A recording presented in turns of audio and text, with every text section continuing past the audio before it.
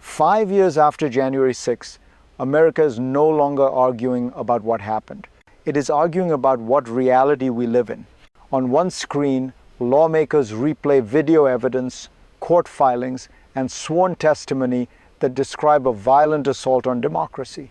On the other, pardoned rioters march back to the Capitol, calling themselves patriots, while a sitting president dismisses the entire episode as a national injustice. This is not just political polarization. This is something deeper, a fracture over truth itself. I've covered democracies around the world under strain. They rarely collapse in a single dramatic moment.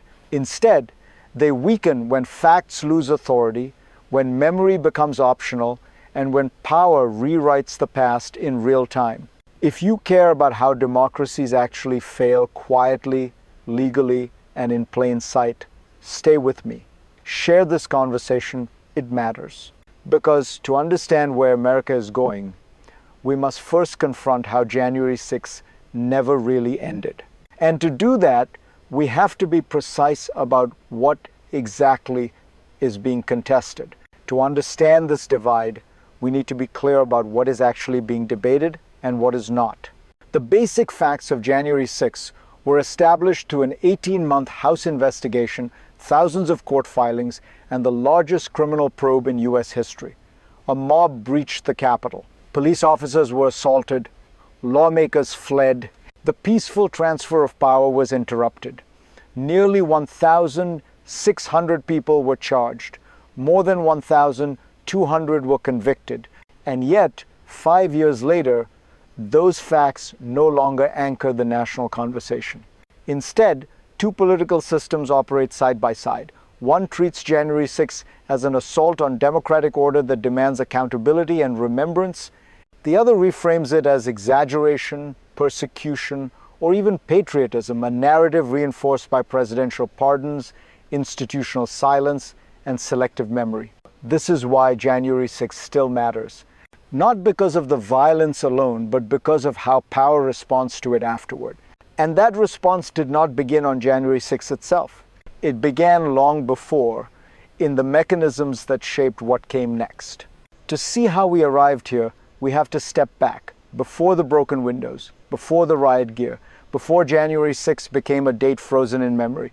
The roots lie in the aftermath of the 2020 election, when a sitting president began insisting he had won despite losing. That claim was repeated, amplified, and normalized, not through one speech, but through a sustained campaign that turned doubt into identity and grievance into belonging. Institutions responded slowly. Courts rejected the claims, state officials certified results.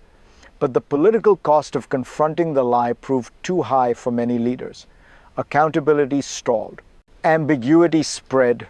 What followed was a familiar cycle in fragile democracies. An initial shock, public outrage, promises of justice, and then fatigue. Attention drifted, political incentives shifted, power recalibrated. By the time the investigations concluded, the country had already begun moving on. And into that vacuum stepped a more powerful force than evidence: narrative. January 6th was no longer just an event. It became a story contested, reshaped, and weaponized. And stories, when left unchecked, don't fade. They harden. That is where the next rupture begins. Then came the first rupture, not theoretical, but explosive. As former members of the January 6th committee reconvened to replay evidence and testimony, another scene unfolds just blocks away. Pardoned members of the Proud Boys marched toward the Capitol, calling their gathering patriotic and peaceful. Their former leader, once sentenced to 22 years for seditious conspiracy, now walks free by presidential order. This split screen matters.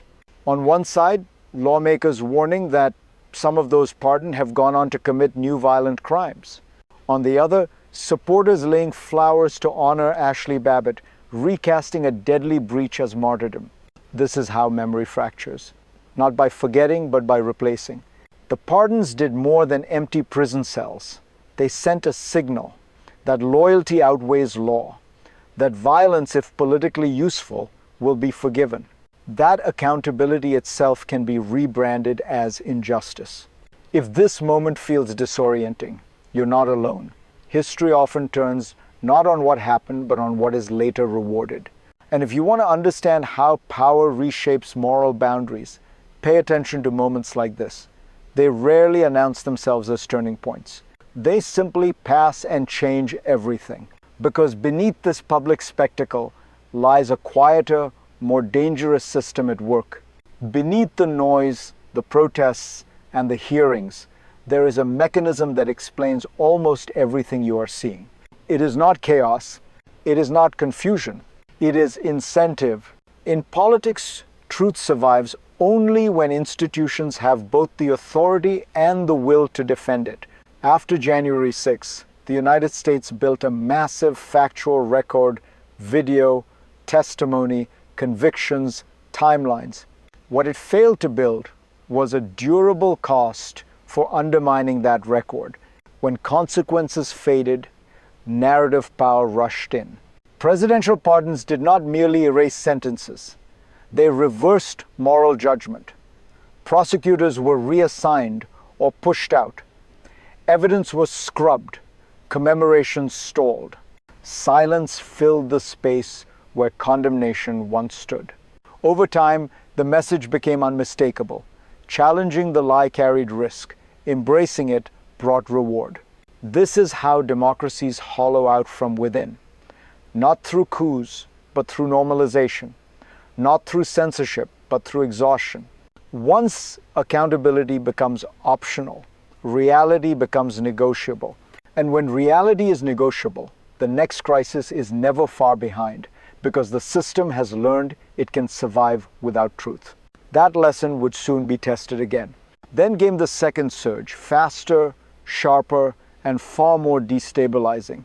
By the time Trump returned to power, the justice system had already done its work. Nearly 1,600 rioters charged, more than 1,200 convicted. Years of investigation, trials, and guilty pleas. It was the most sweeping criminal probe in American history. And then, in a single act, much of it was undone.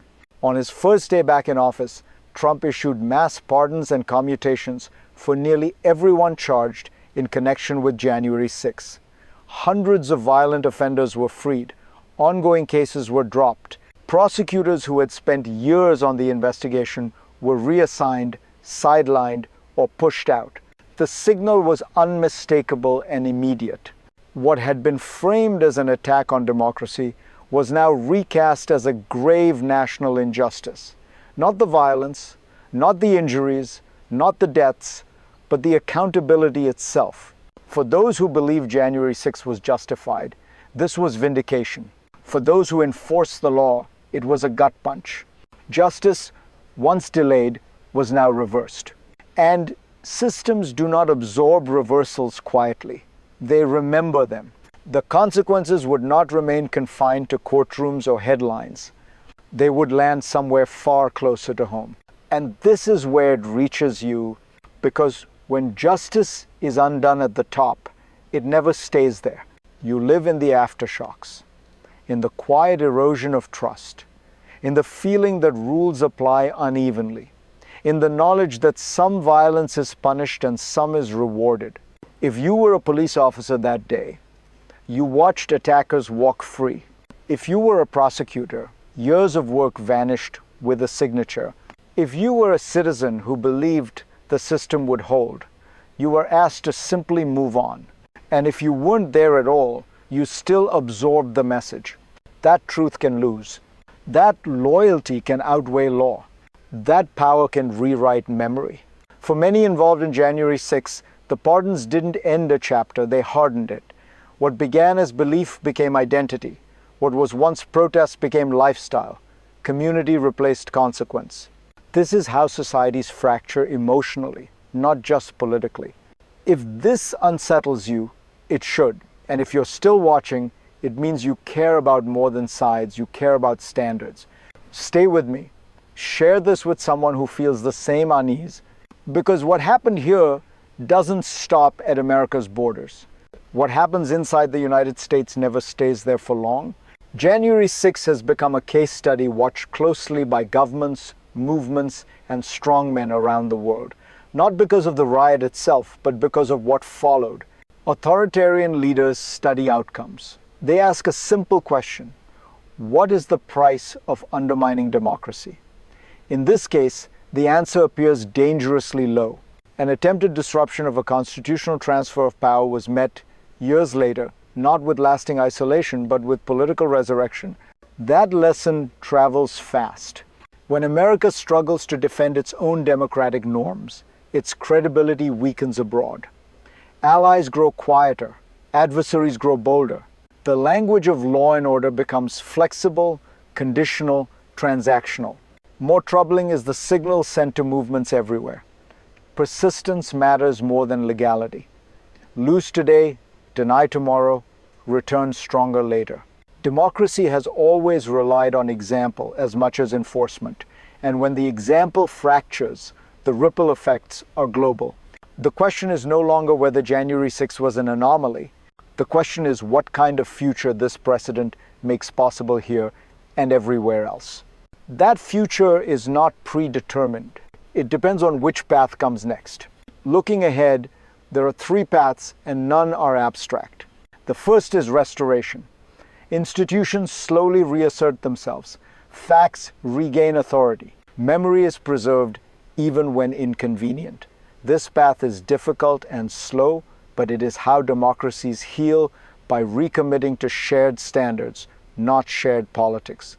The second is managed decay. The system holds, but just barely. January 6 becomes a ritualized disagreement. Pardons stand. Accountability remains partial. Elections continue, but trust erodes year by year.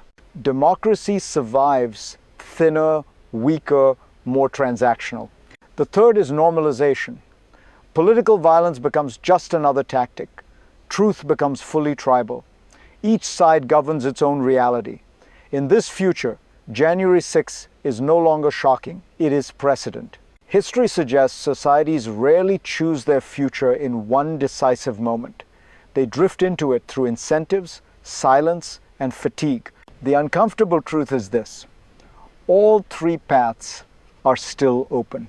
The outcome will not be decided by one election, one hearing, or one verdict, but by whether a society insists that truth must matter even when power resists it. And that brings us to the final question: what do you do with that knowledge? 5 years from now, what January 6 meant will matter more than what happened, because history is not just a record of events. It is a record of what societies choose to remember and what they choose to excuse. I've watched countries lose their footing not because citizens stopped believing in democracy, but because they stopped believing truth could still win. When accountability feels temporary, when power rewrites memory, cynicism fills the gap. And that is the real danger here. Not that America disagreed about January 6, but that it learned to live with two incompatible versions of reality. If you take anything from this, let it be this: democracies don't end when people stop voting. They end when people stop insisting that facts bind everyone, especially the powerful. What happens next is not inevitable. It is conditional. On pressure, on memory, on whether people like you refuse to look away when truth becomes inconvenient.